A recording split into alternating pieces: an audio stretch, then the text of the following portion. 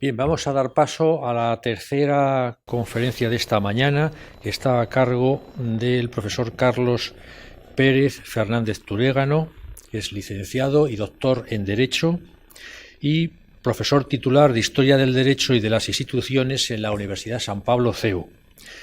Ha impartido cursos de doctorado y conferencias en varias universidades, por ejemplo en Messina, en Aichi, Japón, o en la UNAM, la Universidad Nacional Autónoma de México. Es académico correspondiente de la Real Academia de Jurisprudencia y Legislación y entre sus reconocimientos y distinciones vamos a citar que se le concedió la Cruz del Mérito Naval con distintivo blanco en el año 2005 por sus trabajos sobre historia naval española. De hecho, él es uno de los mayores especialistas que tenemos en España sobre historia naval en España. Tiene numerosos libros y publicaciones, no los voy a citar porque creo que ya los tienen ustedes en la información que se les ha dado, y simplemente mencionar que el profesor Carlos Pérez ha colaborado en la obra colectiva que el profesor Salazar y yo hemos publicado hace poco sobre los nuevos estudios de la Orden de Malta, y que por lo tanto pues él es un investigador que ha profundizado en la historia de la Orden, especialmente en la Edad Moderna. De hecho, yo me atrevería a decir que ahora mismo, dado que lleva ya varios años trabajando en el Archivo Histórico Nacional, en los fondos dedicados a la Orden de Malta, es seguramente el mayor especialista que tenemos ahora de historia de la Orden en la Edad Moderna, y que en todo caso es uno de los máximos conocedores de los fondos que hay en el Archivo Histórico Nacional, porque me consta que los ha desempolvado ad nauseam, y que se conoce todo lo que da de sí. O sea que si alguno de ustedes pretende investigar en este periodo histórico, el archivo histórico, y también en Simancas ha estado, puede perfectamente consultarle a él porque tiene una panorámica general de lo que da de sí este archivo tan interesante y tan poco conocido en esta cuestión en concreto. Pues nada más, cuando quieras. Muchas gracias, querido Javier. Buenos días a todos. Quiero comenzar mostrando mi agradecimiento público de gratitud a los directores de este seminario, los profesores Javier Alvarado Planas y Jaime de Salazar y Hacha. Muchísimas gracias, como siempre, a los dos por vuestro apoyo y también por vuestra amistad, querido Javier y querido Jaime. ¿Estás ahí? Bien. También, por supuesto, mi agradecimiento a los organizadores de este seminario, a la Fundación Academia Europea Iberoamericana y también de Yuste, y también, por supuesto, a Patrimonio Nacional. Muchísimas gracias por la invitación a todos. Creo que han transcurrido 3 años desde que otra invitación, como ha señalado ya el profesor Alvarado, desde que otra invitación de los profesores Alvarado y Jaime de Salazar, pues me permitió comenzar a investigar en la Orden de Malta y tener así un primer contacto con la ingente documentación que sobre la Orden se conserva en varios archivos españoles.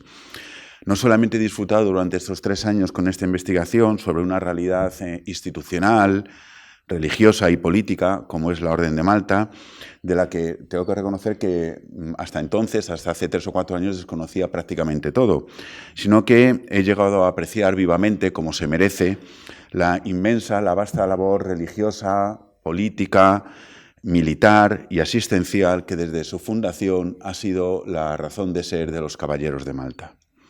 Por ello, cuando a principios de este año, quizá ya al final del año pasado, el profesor Alvarado me llamó otra vez para proponerme como tema de una posible ponencia el que tienen ustedes en el programa, el Halcón Maltés, la verdad es que no dudé ni un solo momento en aceptarlo, pues ello me permitía volver a investigar sobre la Orden de Malta, sobre un tema pues verdaderamente atractivo, por lo menos así lo considero yo después de haber trabajado en él pues, durante varios meses.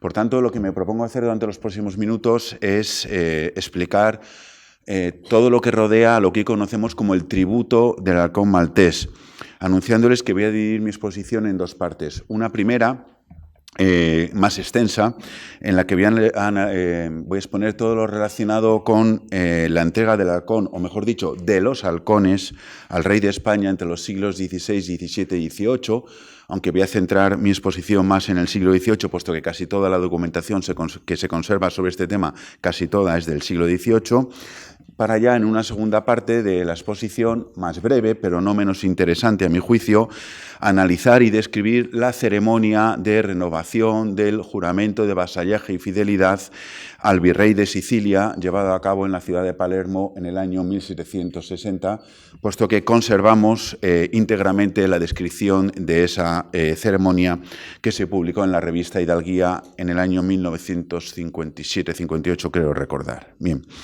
En la ponencia previa, el profesor José María de Francisco Olmos pues, ha expuesto, como en él es costumbre, de manera muy brillante todo lo relativo pues, a la cesión de la isla de Malta. Por tanto, el contexto histórico ya lo tenemos y de él voy a partir y vamos a partir para exponer lo que viene a continuación. Bien, no les voy a leer todo el documento de cesión, sino simplemente unas líneas. Es un documento largo porque me quiero centrar evidentemente en lo que se refiere al halcón. Bien, pues no puedo comenzar sino leyendo esas dos líneas del documento de cesión que se firmó el día 23 de marzo del año 1530, en las que se aludía como contrapartida a la cesión de la isla de Malta, de Gozo y del Castillo de Trípoli, de la ciudad Castillo de Trípoli, a la entrega de un halcón por parte de la Orden de Malta a los reyes de Sicilia, por así decirlo. Después precisaré un poquito más. Se exigía la entrega, dice textualmente el documento de cesión, solo de un pájaro o halcón en cada un año que ha de presentarse el día de la fiesta de Todos los Santos por persona o personas autorizadas para este fin, con el orden bastante en manos del virrey o presidente que por entonces tenga el gobierno y administración del mismo reino. Bien. No fue, por tanto, 1531 el primer año en el que el rey de España, si quieren el virrey de Sicilia, recibió el primer halcón. Para que se me entienda bien, he encontrado un primer precedente que lógicamente no tiene que ver absolutamente nada con el tributo del halcón maltés y Carlos V, pero sí que está ligado a la corona de Aragón y además está disponible del público en general, puesto que está publicado en Pares, que como saben es una página web, un fondo documental del Ministerio de Educación y Cultura, donde cada vez hay más documentos escaneados y por tanto son de libre acceso. Es una carta que está fechada el día 24 de enero del año 1418, en la que los por entonces, curiosamente, virreyes de Sicilia, que eran Domingo Ran, también obispo de Lérida, y Antonio de Cardona, anunciaban al rey aragonés Alfonso V el Magnánimo el envío de varios halcones, en este caso, claro, no para el pago de ningún tributo, sino para que el monarca ejerciera el noble arte de la cetrería, de la cual al parecer era bastante aficionado. Bien, pero volviendo al siglo XVI, no se conserva en el archivo de Simancas, ni por supuesto en el Histórico Nacional, ningún documento que haga referencia a un rito, una ceremonia en la cual se entregue el halcón al emperador Carlos V. Sí, ya encontramos documentos en el reinado de su hijo, el rey Felipe II. Por ejemplo, en una carta remitida a finales del año 1595, por tanto ya muy a final de su reinado, por el gran maestre de la Orden de Malta, que era el aragonés Martín Garcés. En esta misiva anunciaba al monarca el envío de varios halcones a la corte, puesto que ya a finales del siglo XVI se había abandonado la costumbre de enviarlos a la isla de Sicilia y se había impuesto su entrega en Madrid, en la corte, salvo en una circunstancia a la que después me referiré y sobre la que versa la segunda parte de mi exposición, que es en los tiempos de nueva sucesión, es decir, cuando fallecía un monarca había que renovar el juramento y no se hacía en la corte, sino que se hacía ante el virrey de Sicilia. Bueno, pues en esa carta el gran maestre Martín Garcés rogaba al rey, a Felipe II, que los aceptase los halcones como muestra de su vasallaje. La carta que le dirige el gran maestre dice así: Malta, a su Alteza, 1595, el gran maestre, a 18 de septiembre. Al muy alto y muy poderoso señor, el príncipe de España. Pareciéndome hago cosa grata a vuestra Alteza el envío de esos 4 halcones y 2 sacres. Hago un inciso, yo no desconozco todo sobre las diferentes clases o especies de halcones, no sé si hay alguien presente en la sala que pueda conocerlo. Por tanto, a lo largo de mi exposición voy a hablar de diferentes especies de halcones y sin saber realmente pues, qué es lo que diferencia una de otra. Pero bueno, ya verán que aparecen diferentes nombres. Hago cosa grata a vuestra Alteza el envío de esos 4 halcones y 2 sacres, que también eran halcones, de los mejores que este año se han podido haber, que por razón de las borrascas y del mal tiempo se han tomado muy pocos. Suplico a vuestra Alteza sea servido a aceptarlos con mi entera voluntad, que es y será siempre de acertar a servir y obedecer a vuestra Alteza como tengo obligación. Humilde servidor de vuestra Alteza, que sus reales manos besa, el gran maestre, Fray Martín Garcés. Bueno, pues como puede observarse, el envío no se reducía a un solo halcón, como estaba obligada por el documento de cesión, porque habla de uno solo, la Orden de San Juan, sino a 4 halcones y 2 sacres. Los sacres, al parecer, eran una especie de halcones caracterizadas por su mayor envergadura. Bien, bueno, pues desde el inicio, y perdón por la expresión que quizá no es correcta, desde el inicio del pago del tributo, en 1531, los grandes maestres de San Juan quisieron corresponder siempre con generosidad a tan gran merced realizada por el emperador como fue la concesión de las islas de Malta, Gozo y el castillo Ciudad Castillo de Trípoli. Por ello, como expondré más adelante, cada año se enviaban no uno, sino varios halcones, hasta llegar en algunos casos a 10 o 12 halcones que se enviaban todos los años en una galera de la Orden de Malta. Podrán suponer que hay otra razón que también expondré posteriormente para el envío de varios halcones, y era que el hecho del largo viaje desde la isla de Malta, con varias paradas, una de ellas en Mallorca, después Valencia, después en la Corte, bueno, pues tenía muchos peligros, especialmente por las duras condiciones climatológicas, puesto que la travesía del Mediterráneo se realizaba siempre en pleno invierno, lo que provocaba inevitablemente, indefectiblemente, el fallecimiento no de uno, sino de varios de los halcones. Al enviar ya 8 o 10, se aseguraba al 100% que al menos 1 o 2 llegaban vivos.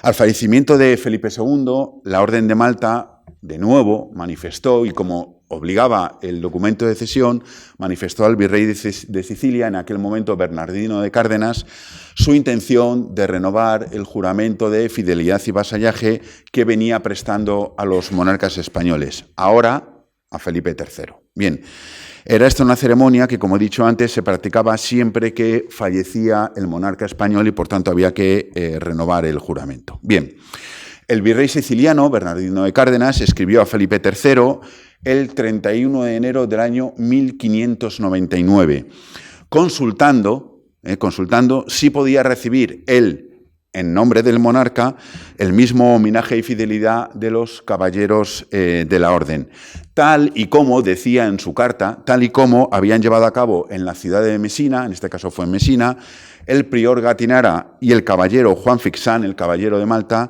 el 14 de agosto de 1556, cuando, tras abdicar Carlos I, pues asumió el trono su hijo Felipe II. Bueno, pues en esta carta el virrey Cárdenas aludía, en primer lugar, a la consulta que él había realizado en su Sacro Consejo, que saben que es el máximo órgano de gobierno de Sicilia.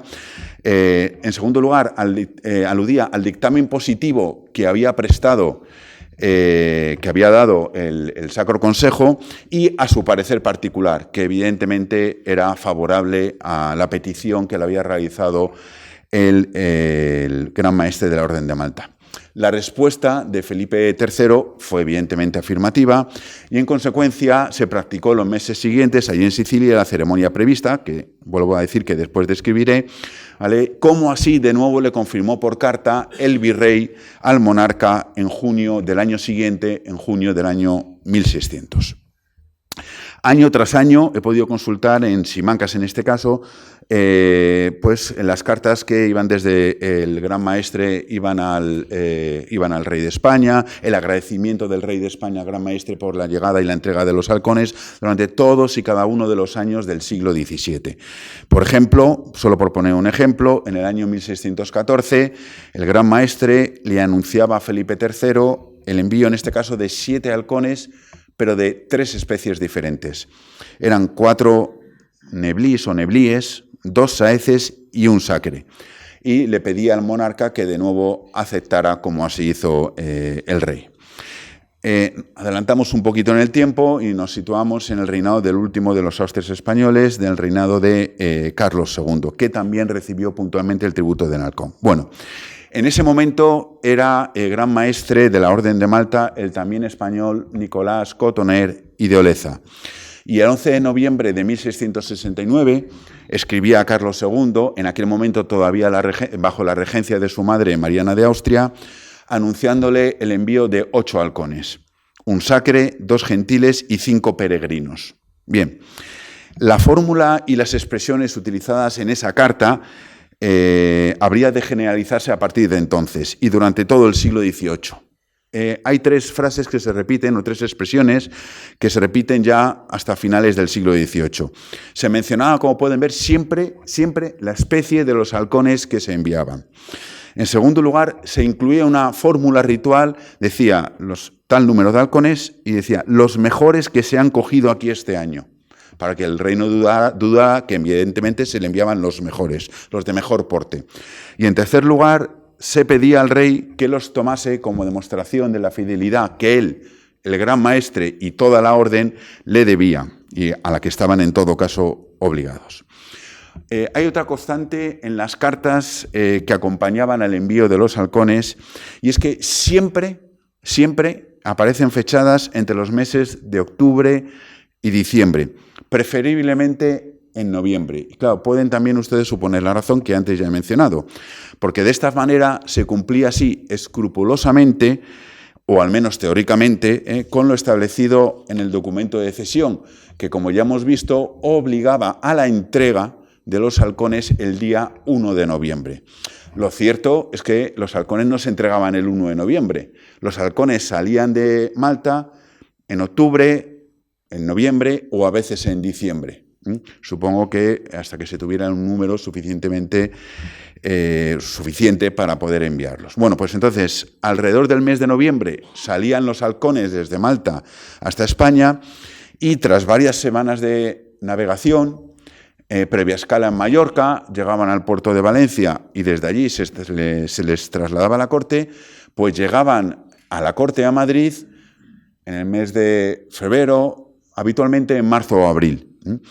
Ayer creo que era el profesor Domínguez Nafría quien señalaba, quiero recordar, que la travesía desde la isla de Sicilia hasta Túnez eran 3 semanas. Pues figúrense ustedes desde Malta en invierno, porque aunque el Mediterráneo es un mar calmado, pues en el invierno no lo es tanto, con parada en Mallorca, etcétera, etcétera. Bueno, pues se tardaban 3 o 4 meses en el viaje de los halcones.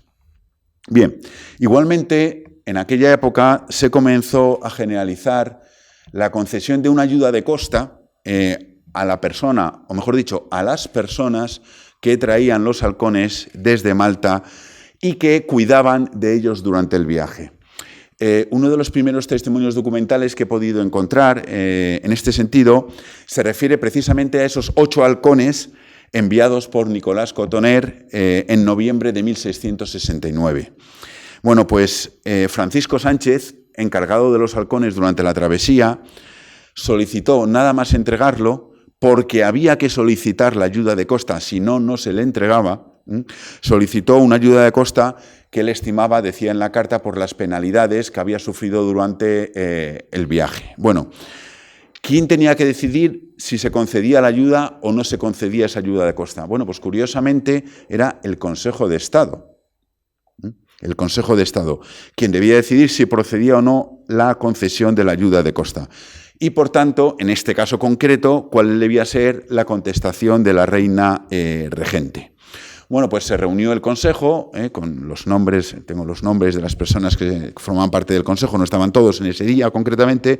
Su respuesta fue la siguiente: señora, dirigiéndose a la reina, hase visto en el Consejo la carta que el gran maestre de la religión de San Juan escribe con ocasión de enviar el feudo de los halcones, y un memorial de la persona que los ha traído, en que suplica a vuestra majestad se le mande librar la ayuda de costa que se acostumbra a darle. Al Consejo parece que vuestra majestad mande responder a la carta del maestre en la forma acostumbrada, y que también se le libre la ayuda de costa que se ha dado en otras ocasiones a las personas que hubieran traído los halcones. Evidentemente, siempre se daba la ayuda de costa. Bueno, siempre no, porque a veces se concedía otro empleo u honor, como ahora mismo vamos a ver. También más adelante les diré cuál era la cantidad exacta que se entregaba de ayuda de costa, tanto al caballero que traía los halcones como al paje o halconero que le acompañaba, puesto que no era el caballero de Malta quien cuidaba de los halcones, lógicamente. Nos adentramos ahora en el siglo XVIII, que, como digo, es en el que un poquito más me voy a extender, porque casi toda la documentación es del siglo XVIII. Bien. Es ahora también cuando podemos observar cómo poco a poco todo lo relativo a la entrega del halcón maltés se va concretando, todo lo que lo rodea la entrega, se va concretando y se va regularizando, ¿no? Sin embargo, tengo que hacer una precisión que estimo muy importante. No existe, salvo el ceremonial que se ha encontrado de entrega, repito, del año 1760, que después voy a analizar y describir, no he encontrado... Perdón, he dicho no existe, no he encontrado, puede ser que exista, pero no he encontrado ni en Simancas, ni en el Archivo Histórico Nacional, y lo que me parece aún más raro, en el Archivo de Palacio, en el Archivo de Palacio Real, en ese libro que algunos de ustedes que están aquí presentes conocen perfectamente, como ese libro, creo que había 2 de etiquetas de Palacio, no he encontrado ningún documento que describa la ceremonia de entrega del halcón maltés al rey. Yo después voy a exponer mi teoría, que igual está equivocada. Me pasé una mañana, un par de horas, leyendo uno a uno todas las etiquetas de Palacio, el título al menos, con la referencia del legajo, y pues al terminar dije, no puede ser, voy a repasarlo, y dediqué otra hora a repasarlo, y efectivamente no existía. No existía, lo cual a mí me induce a pensar pues una teoría que después les expondré sobre la entrega, sobre a quién realmente se le entregaba en la corte el halcón de la Orden de Malta. Bueno, pues como he señalado anteriormente, en el siglo XVIII se precisa todo lo relacionado con la entrega del halcón. Por ejemplo, en el año 1717, el marqués de Grimaldo, el secretario de Estado y el despacho de Estado, es decir, el titular del Ministerio de Estado, que así se llamó en lo futuro, pues él ordenaba que se buscase en los archivos palaciegos y que se le comunicase qué era lo que se acostumbraba a entregar de ayuda de costa tanto al caballero de Malta como al paje o halconero que le acompañaba. Bueno, pues la respuesta estaba apuntada al margen de este papel que escribió el marqués de Grimaldo. Y por ello sabemos que se entregaban al caballero sanjuanista 550 ducados de plata y 100 al paje o criado que cuidaba de los halcones durante el viaje. Bien, como he dicho, no siempre se entregaba la ayuda de costa, porque al menos en el siglo XVIII he podido ver 2 casos en el que no se concedió la ayuda, sino que se concedió un empleo honorífico en la corte. Por ejemplo, le voy a exponer uno de los 2 casos. Es el caso del comendador Jorge Montaner y de Meto, quien en el año 1725 trajo los halcones y él mismo, renunciando en la carta que tenía que enviar, pidiendo la ayuda de costa, renunciando a esa ayuda de costa, pidió se le diese, abro comillas, llave de gentilhombre de cámara, sin ejercicio ni entrada. Honor estimable que espera, por la honra que le confiere el volver a su religión, es decir, el volver a su isla, con el lustre de criado de la real persona de su majestad. Bueno, con carácter previo, pero en la misma solicitud, Montaner aportó un dato que yo creo también que es relevante. Dice que ha 3 años, con poca diferencia, que no ha venido caballero alguno desde Malta con los halcones, y él alega una causa: por el gasto que trae consigo un viaje tan largo y descomodidades y cuidados que motiva este encargo. Bueno, quienes conocen la historia de Europa y la historia de España en esos años, pues bien saben que tras el matrimonio entre Felipe V e Isabel de Farnesio, España se lanzó por las apetencias personales de Isabel de Farnesio a conquistar territorios que habíamos perdido, entre otros momentos, por el Tratado de Utrecht. Estoy hablando de Sicilia, Cerdeña y otros territorios, ¿no? Y que después se formó una cuádruple alianza que se enfrentó militarmente a España. Después volvimos a perder algunos de estos territorios, ¿no? Es decir, que Europa vivió un momento convulso entre 1717 y 1725, teniendo como centro de operaciones de esos enfrentamientos no solamente la Europa continental, sino también el Mediterráneo, ¿no? Por tanto, lo digo porque aunque él hable de solo 3 años que no se entregaron los halcones, lo cierto es que por la documentación que he podido consultar, desde 1717-18 a 1724, yo he podido ver que efectivamente no vino ningún caballero de Malta para entregar los halcones. En fin, no fueron solo 3 años, sino que fueron 6 o 7 aproximadamente, ¿no? Pero bueno, con independencia de este hecho, la petición de este comendador, que vuelvo a repetir, pidió llave de gentilhombre, el nombramiento como gentilhombre de cámara de su majestad, pues fue informada favorablemente por las personas que lo tenían que informar. Por un lado, la persona que representaba ante la corte del rey de España al al gran maestre, que era el embajador de la Orden de Malta, en aquellos momentos Dávila y Guzmán. Y también fue informado por el jefe de escuadra de las Reales Armadas de España, que era Jorge Camochi. Y en su carta, además, elogió los servicios prestados por Jorge Montaner, el comendador que había traído los halcones en la batalla de Cabo Pásaro en el año 1718, precisamente en el marco bélico que les he mencionado. Pues en atención a todos estos méritos comprobados del comendador, el rey otorgó la merced solicitada al caballero maltés Jorge Montaner. Encontré también en Simancas un papel anónimo fechado en 1731, 6 años después, en el que se resumía también lo que se acostumbraba a hacer hasta entonces cuando llegaban los halcones a Madrid. Escrito muy breve, 6 líneas, en el que aparecen nuevos datos al respecto. Dice así: el gran maestre de San Juan remite a vuestra majestad con don Joaquín de Villena, caballero de su orden, 11 halcones de los mejores que se han tomado en aquella isla de Malta. Nota: el estilo que se ha practicado en semejantes ocasiones de envío de halcones es dar orden para que se reciban en la Real Caza de Volatería, dar una ayuda de costa de 600 ducados al caballero que los presenta en nombre de su gran maestre y 25 doblones al halconero que los viene cuidando.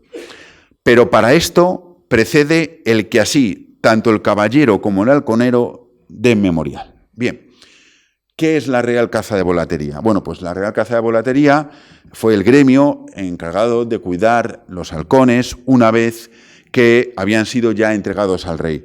Pero esta Real Caza de Volatería o gremio de halconeros, la verdad es que no tiene su origen ni en 1530, ni en el 17, ni en el 18, sino que ya había sido establecida por Fernando el Católico en los Carabancheles de Madrid, que así se denominaban en aquella época, en el barrio hoy de Carabanchel, en el año 1478. Los halconeros ya en el siglo XVII pasaron a cobrar su sueldo de la Real Junta de Obras y Bosques, y las palomas necesarias para su mantenimiento, para su ejercicio, por así digamos, para el mantenimiento de los halcones de Malta y pudieran ejercitarse en la caza, pues se recogían de los concejos cercanos a Madrid, de unos 10 o 12 concejos, como por ejemplo Humanes, Arganda, Pinto, Leganés, Alcobendas, Humanes y alguno otro más. Bueno, esta Real Caza de Volatería fue suprimida en el año 1748, momento en el que el rey Fernando VI pues, decidió suprimirla. La razón fue fundamentalmente económica, por lo gravoso que era el mantenimiento de este servicio para las arcas de la Hacienda española. se decidió suprimir la Real Caza de Volatería. Entonces, ¿quién se encargaba a partir de entonces de los halcones? ¿Quién los cuidaba una vez que era entregado por el caballero de Malta? Bueno, pues se ordenó que a partir de entonces fuera un caballerizo de campo, eso sí, bajo las órdenes del caballerizo mayor de su majestad. Bien, en ese momento, José de Carvajal y Lancaster, el titular de Estado, propuso que fuera, sin embargo, que fuera el ballestero principal del rey, junto con 2 ayudantes, quien se ocupara del futuro de los halcones. Y lo justificó, la verdad, yo creo que con bastante razón, de la siguiente manera. Decía con razón, repito, teniendo esta materia tanta conexión con las demás, que tocan al campo, me parece que así, al entregarse de los pájaros, los llamaba pájaros, como la manutención de ellos se podía encargar al ballestero principal de su majestad, nombrando 2 sujetos que los cuiden, añadiendo este gasto al de la ballestería, con cuyo método podrá su majestad, decía, por un lado, mantener el justo feudo que la isla de Malta le paga, y ahora refiriéndose a la reina, y la reina Nuestra Señora tener la diversión de ver volar algún conejo dentro del mismo retiro, asistida de sus ballesteros. Bueno, esta sugerencia del titular de Estado fue evidentemente aceptada y desde entonces fue el ballestero principal del monarca, repito, a las órdenes del caballerizo mayor, quien se hizo cargo del cuidado y manutención de los halcones. Bueno, vuelvo al tema del número de los halcones. ¿Cuántos halcones se enviaban al rey de España desde la isla de Malta? Ya he dicho antes que pronto se envió, por razones obvias, pronto se abandonó, perdón, por razones obvias, el envío de un solo halcón.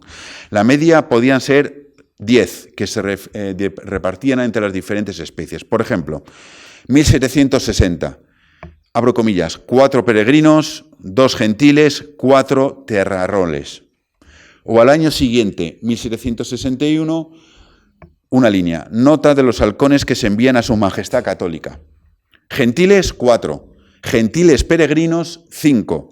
Villanos, 1. En todo, son 10. Bien.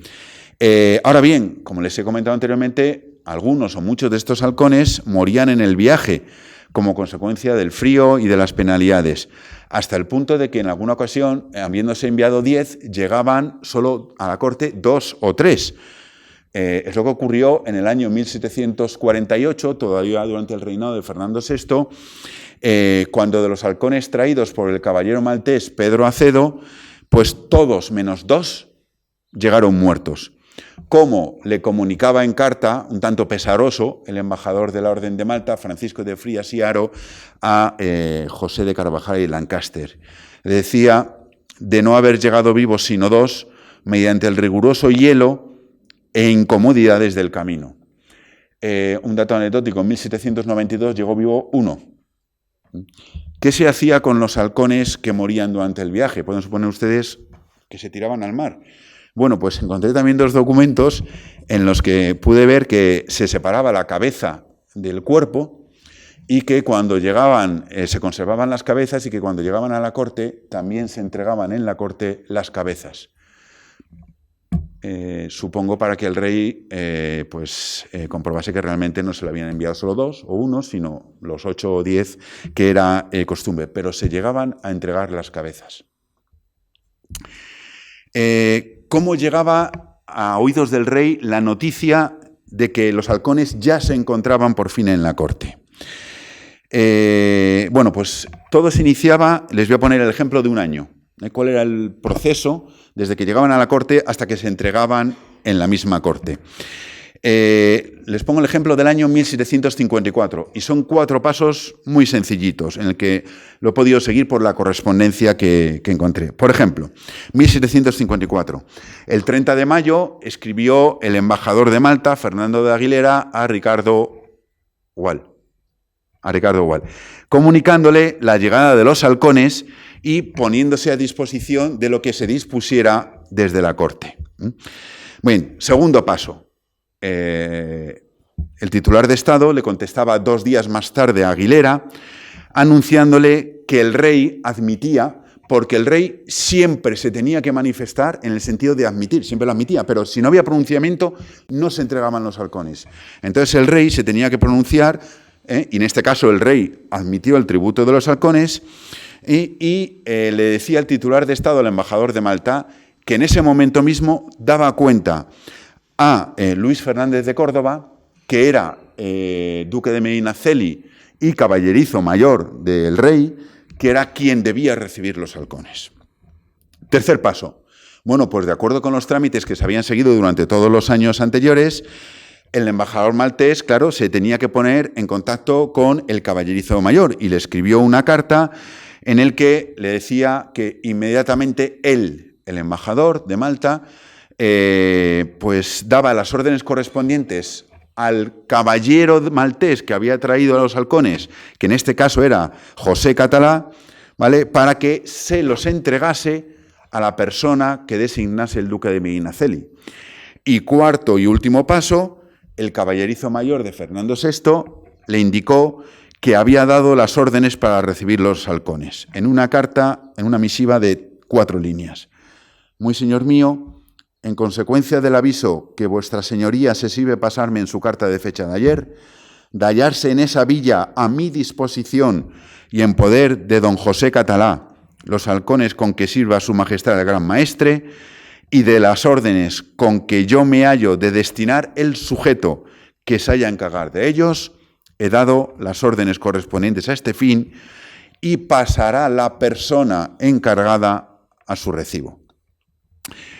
En el año 1759 no pudieron entregarse los halcones. Llegaron a la corte, pero no pudieron entregarse, pues por las razones que también ustedes suponen, y que no era otra que la enfermedad del rey Fernando VI.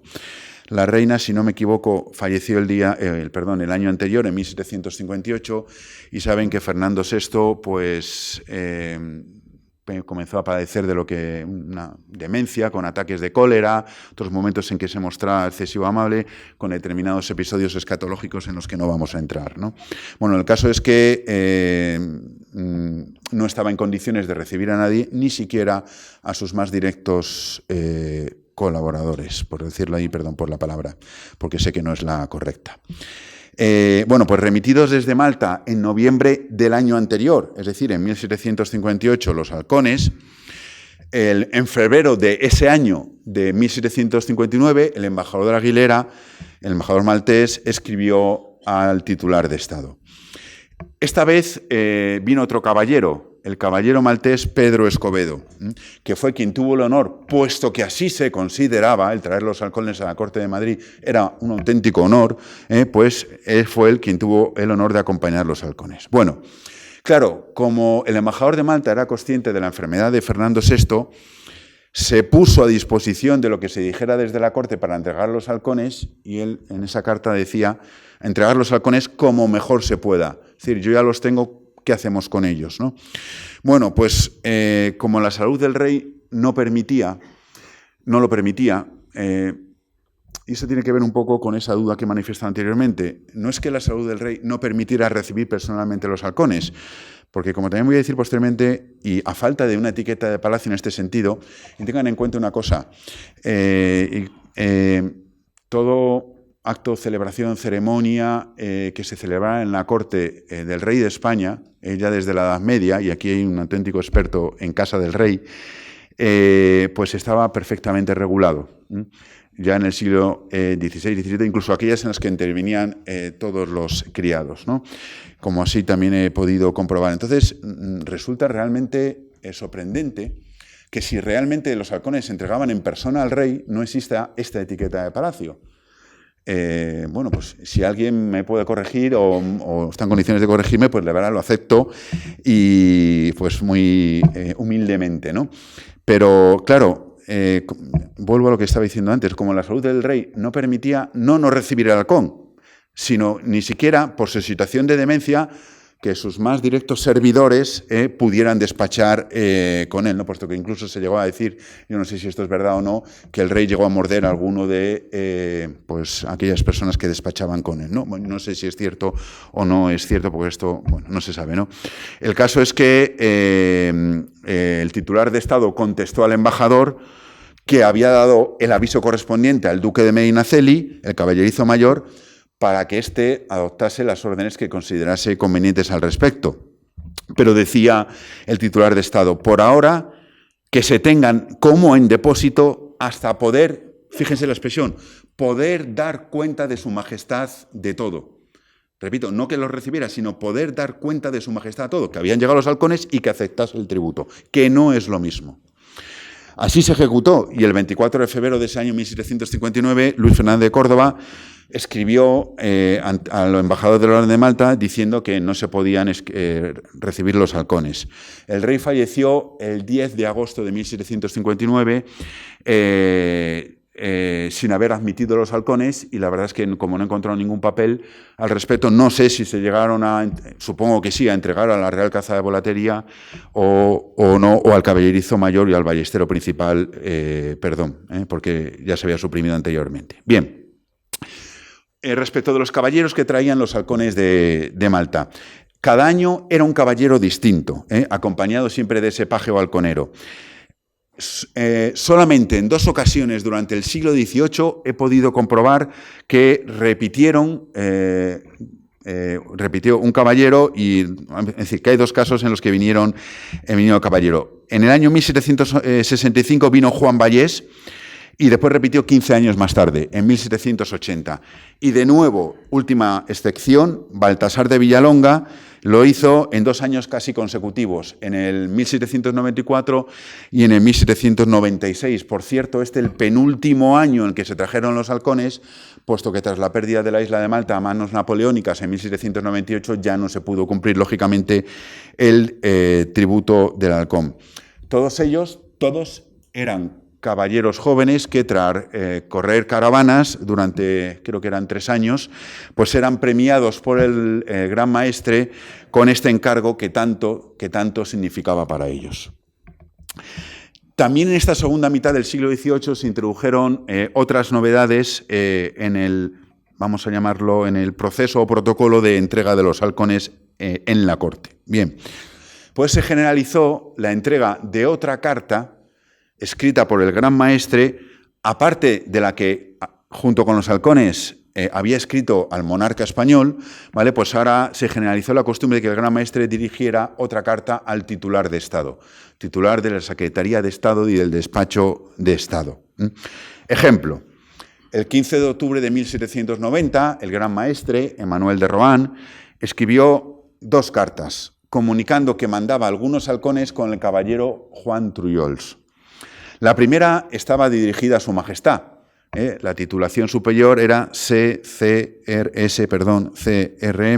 iniciales de Sagrada Católica Real Majestad, concluyendo de igual manera antes de la firma del gran maestre, que era quien la escribía. Ahora bien, en la segunda, lógicamente, la ausente esta titulación que he mencionado, estaba destinada al conde de Floridablanca, que era el titular de Estado y además presidente de la Junta Suprema de Estado que en aquellos momentos existía. También este año se dio otra excepción, puesto que los halcones no fueron recibidos en Madrid por el embajador de la Orden de Malta, que era el portugués Francisco, no sé si era portugués, Francisco de Sousa, creo que sí era portugués, sí. No fueron recibidos por el embajador de la Orden de Malta, sino que fueron recibidos por Joaquín de Briones, que era comendador de Beade y además era el encargado de negocios, también se llamaba recibidor de la Orden de Malta en la lengua de Castilla, ¿no? Bueno, pues el 3 de enero de 1791, en este caso el viaje duró menos, por circunstancias que desconocemos, llegó el 3 de enero, habiendo salido en noviembre. Pues el 3 de enero llegó aquí y cuando el caballero Juan Trullols llegó aquí, Briones, el comendador Briones, escribió a Floridablanca dándole cuenta de la llegada de los halcones y demandando su influencia acerca del rey para lograr de éste la benigna real aceptación de este obsequio. Los halcones se entregaron en la corte el día 8 de enero de 1791, fecha, en todo caso, muy adelantada respecto de lo que era normal, puesto que normalmente se hacía en marzo o abril. 2 días más tarde se dio orden al titular de Hacienda, que era Pedro Lerena, para que pagase a Trullols una ayuda de costa de 125 doblones sencillos. Bien. Todos los años, desde el comienzo del pago del tributo, el rey de España, pues cuando recibía a los halcones, pues le escribía en la carta, él firmaba una firma autógrafa, que también he podido ver, una carta de agradecimiento al gran maestre. Pero la verdad es que la primera carta que he encontrado al respecto, en este sentido, es del año 1791. La primera carta de agradecimiento del rey de España al gran maestre. En este caso, en ese año, el gran maestre, Rohan, le enviaba al rey Carlos IV, estamos ya a finales del siglo XVIII, varios halcones, como le comunicaba en una carta fechada, no por casualidad, el día 1 de noviembre, que recordarán que es la fecha en la que señalaba el documento de cesión. Bueno, no se entregaban el 1 de noviembre, sino que la mayoría de los años, partían de Malta el 1 de noviembre. Por eso esa carta llevaba esa fecha. Los halcones fueron entregados a finales de marzo del año siguiente, de 1792. Enterado el rey de haber llegado los halcones que el gran maestre regala a su majestad, me manda a decir al embajador de Malta, los puede presentar en la forma acostumbrada. Presentación a la que, en este caso, sí que acudió el embajador de Malta, que también, al parecer, tenía también otra enfermedad mental, por lo cual eso había sustituido Briones, pero en el momento de la entrega sí que acudió el embajador con el caballero maltés, que en este caso fue José Ezpeleta. Bueno, ¿qué decía la carta de agradecimiento del rey Carlos IV al gran maestre de Malta, en el que podrán ver que le mostraba tanto a la orden como al gran maestre pues sumo cariño e inclinación? Decía así: Don Carlos, por la gracia de Dios, rey de las Españas, de las 2 Sicilias, de Jerusalén, muy reverendo y de gran religión, maestre del convento y orden de San Juan de Jerusalén, muy caro, mi muy amado hijo. El caballero don José Ezpeleta me ha entregado vuestra carta de 1 de noviembre próximo pasado y ha puesto a mi disposición los halcones con que acostumbráis regalarme.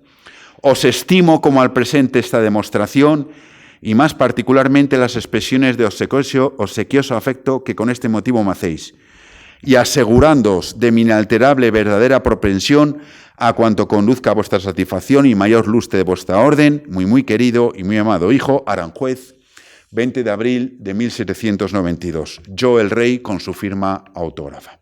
Bueno, y antes de adentrarme ya en la última parte de mi exposición, en esa ceremonia de 1760 que les he comentado, no me quiero ir de aquí sin mencionar 2 curiosidades que me encontré, que la verdad es que me han llamado poderosamente la atención. La primera de ellas se refiere a la entrega por parte de la Orden de Malta al rey de España durante todo este periodo, además de los halcones, de unas cajas de naranjas procedentes igualmente de la isla de Malta.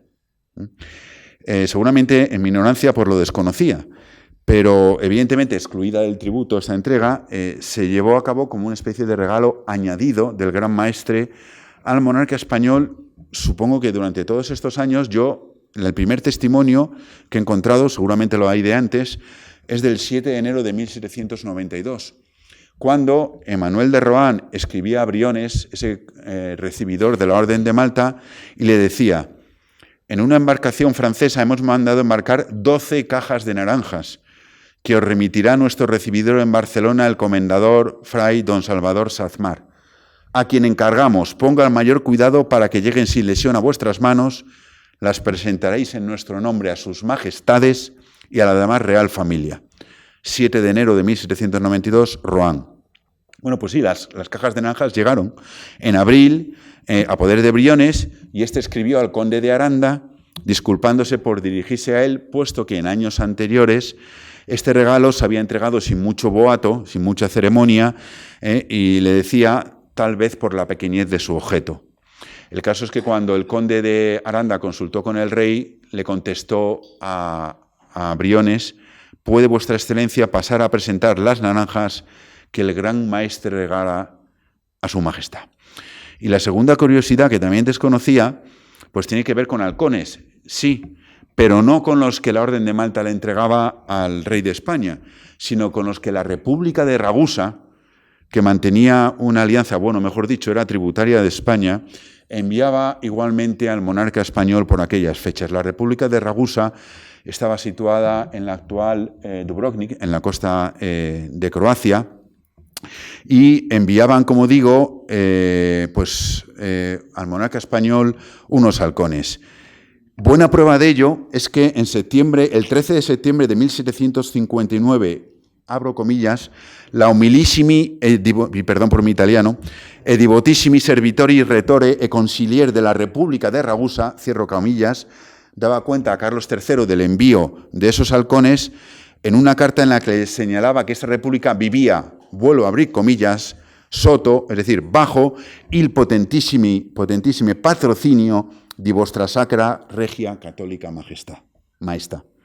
Bien, 10 minutos. Anunciaba al comienzo de mi intervención que en una segunda parte más breve trataría de exponer y analizar la ceremonia, ahora sí, de entrega del halcón desarrollada en Palermo en el año 1760. Ceremonia en virtud de la cual el gran maestre de la Orden de Malta renovó su juramento de fidelidad y vasallaje al nuevo monarca español Carlos III, y la investidura de la isla en favor de la propia Orden. Bueno, pues es que así como se ha señalado por el profesor José María de Francisco, se cumplía escrupulosamente lo que señalaba el documento de cesión de 1530, que decía: pero que la investidura de este feudo en todas las ocasiones de nueva sucesión deba renovarse y despacharse conforme a la disposición del derecho de comisión, y que esté obligado el mismo gran maestre que fuere en tal tiempo a prestar juramento por sí y por todo el orden en reconocimiento e investidura. ¿Por qué en Sicilia? Bueno, pues como ha dicho el profesor, hay que recordar que la infeudación de la isla de Malta se realizó por el emperador Carlos como reyes de la Sicilia ulterior, es decir, de Sicilia, y de nuestros sucesores en el mismo reino según fueren reinando. Por lo que debía ser el rey de Sicilia, en este caso en manos de su virrey, quien recibiera por parte del gran maestre la renovación del vasallaje y fidelidad, mediante la entrega de un halcón.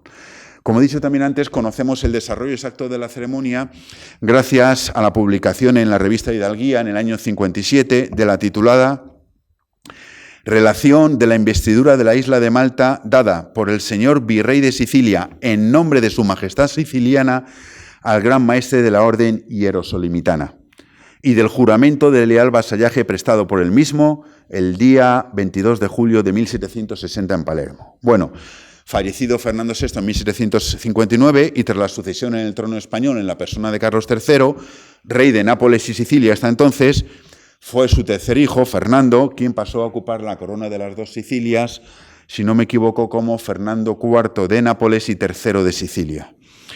El gran maestre de la Orden de Malta en aquel momento será Manuel Pinto de Fonseca, y envió a prestar ese homenaje, a cumplir el tributo del halcón, envió a Palermo al bailío Pascual Gaetani, con las 4 galeras de la Orden.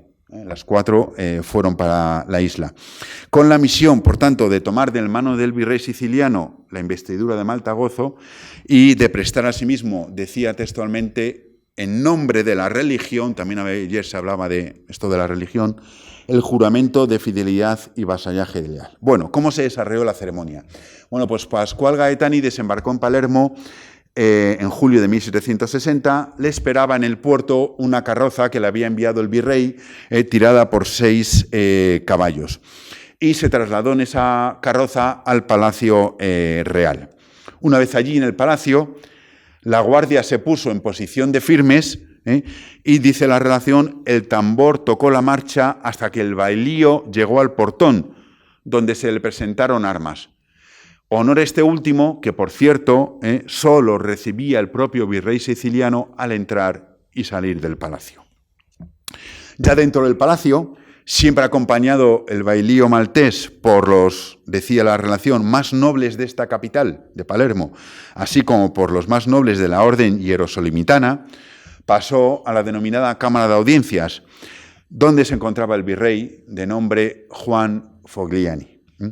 ¿Dónde se encontraba el virrey? El virrey estaba bajo un dosel, delante suyo se encontraba un pequeño escritorio con un cojín encima sobre el que, como pueden suponer, estaban los santos evangelios y un crucifijo al lado.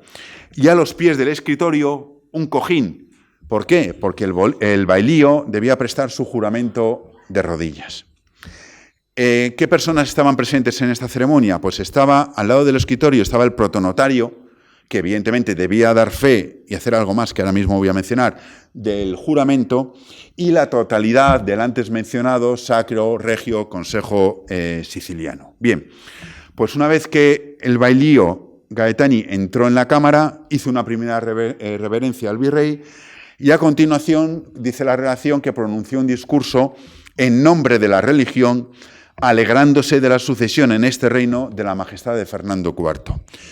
Contestando inmediatamente el virrey con otro discurso, un breve discurso, en similares términos de agradecimiento. Y a partir de aquí, lo siguiente, la parte central de la ceremonia. El bailío entregó la cédula de juramento al protonotario que se llamaba Ignacio Papé.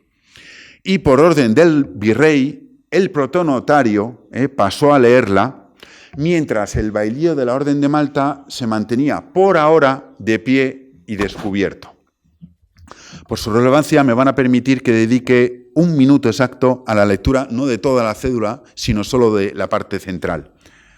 Yo, el hermano Pascual Gaetano de Aragón, comendador de la Orden de San Juan de Jerusalén y prefecto general de las armas marítimas de la misma orden, procurador y nuncio precisamente destinado para esto por el eminentísimo y reverendísimo señor el hermano Manuel Pinto, gran maestre de la Sagrada Casa del Hospital de San Juan de Jerusalén, y por sus sucesores en el maestrazgo y por toda la orden y su casa reunida, y por mí mismo, a vos, ilustrísimo y excelentísimo señor don Juan Fogliani de Aragón, marqués de Pellegrino y Valdemózola, de Vico, Fonte, Alvarola, Riva y Carmiano, señor de Castrinovo y Bichizolo, etc., caballero de la Real Orden de San Genaro y comendador en la Constantiniana de San Jorge, desde el cubículo con ejercicio de su Sacra Majestad, en este reino de la Sicilia ulterior y de sus islas adyacentes, al virrey y capitán general.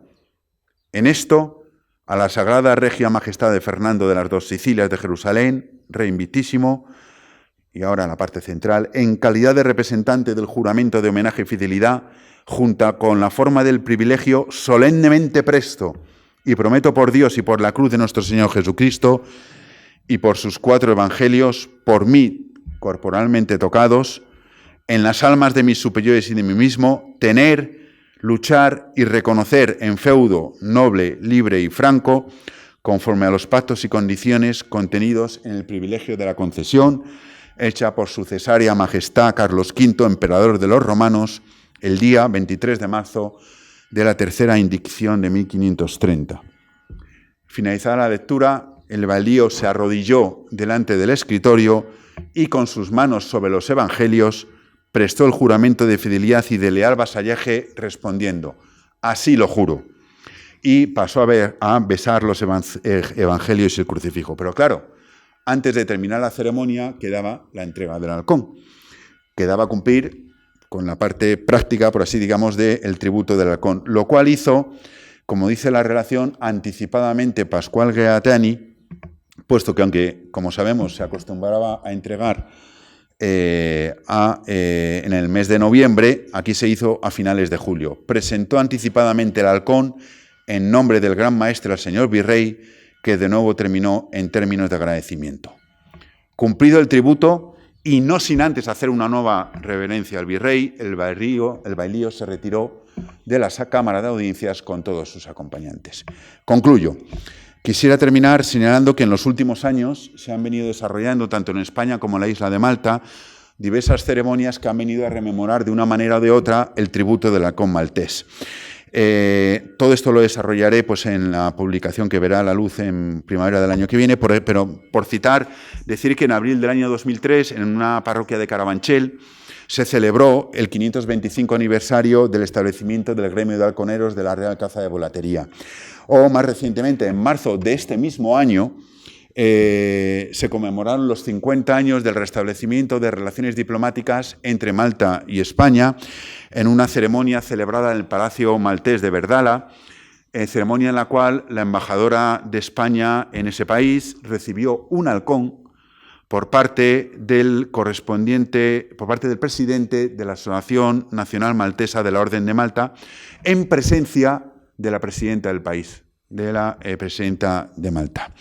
No obstante, pues como ya me he excedido pues del tiempo que se me ha concedido, me remito al trabajo, donde voy a desarrollar pues más ampliamente todo lo que he expuesto aquí, que espero que haya sido de su agrado. Muchas gracias.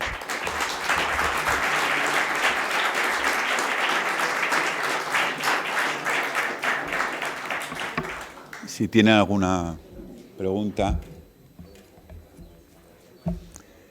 Sí.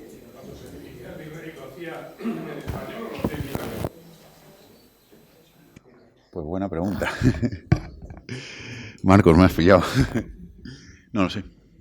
No lo sé porque, claro, yo he visto la traducción y el documento original o el documento publicado en Hidalguía, el juramento estaba en latín,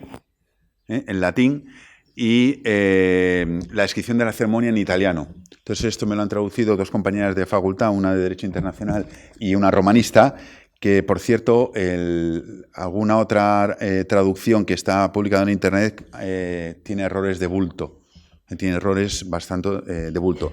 El juramento está en latín y supongo que se pronunciaba en latín por el protonotario. Lo que yo no sé si la palabra así lo juro del comendador, supongo, no lo sé, porque no nos lo hice expresamente. No lo sé. ¿Podría desarrollar un poco más el concepto del por qué tenían las ayudas de costa era una cantidad de dinero que normalmente se solía entregar en la corte a personas que prestaban determinados servicios, que podían ser de la más diversa índole, de todo tipo. Eran cantidades no muy grandes y que, bueno, pues trataban de premiar el servicio prestado, de todo tipo. Personas que incluso ya a veces tenían sueldo a cargo de la corte, a cargo de la hacienda, pero que se trataba de premiarles por un servicio extraordinario. Y por eso esa denominación de costa sería. Sí, ayuda de costa por, a lo mejor, algunos gastos en los que había incurrido, en este caso en el viaje, que no tenía, para la persona que lo recibía no tenía costes, y para la Orden de Malta. Hay que hacer una reflexión, porque este juramento de 1760 de vasallaje se hace al rey Fernando de las dos Sicilias, mientras que los halcones los están recibiendo Fernando VI o Carlos IV. Exacto. Entonces, ahí habría que ver qué pasa, incluso qué pasa durante la Guerra de Sucesión con Felipe V y con el archiduque Carlos, de aquí si le daban el halcón al uno o al otro. No, en 1760 también se recibieron en la corte. Claro, porque tengo recogido el nombre del caballero que los trajo ese mismo año. Pero que hay que entender por qué se hace doblemente. Porque realmente el juramento de fidelidad se hace al rey de Sicilia. Efectivamente. Y los halcones se siguen mandando a Madrid. Sí. Es verdad que los reyes de España se siguen llamando reyes de las dos Sicilias porque al fin y al cabo es una rama menor y siempre se considera tal. Pero habría que ver a lo mejor ahí documentos en Malta. Ya, claro, hay que acudir al archivo de la orden. Pero claro, el documento ya señalaba en casos de nueva sucesión. En caso de nueva sucesión se repetía, entiendo. En caso de nueva sucesión, en Sicilia. Bueno, claro. En Sicilia, no en Madrid. En este caso sí. Sí. Por eso digo que habría que investigar, que matizar un poco eso, a ver qué pasa exactamente en el siglo XVIII tan complicado como tú has dicho. Sí. Pues muchas gracias.